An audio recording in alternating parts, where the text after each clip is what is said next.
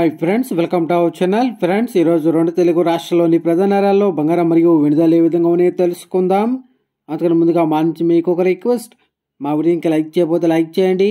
మీరు ఇచ్చే లైక్ నాకు ఎంతో సపోర్ట్ ఎంకరేజింగ్గా ఉంటుంది. అదేవిధంగా మా ఛానల్ని సబ్స్క్రైబ్ చేసుకోండి, పక్కన వచ్చే గంట సింబల్ యాక్టివేట్ చేసుకోండి.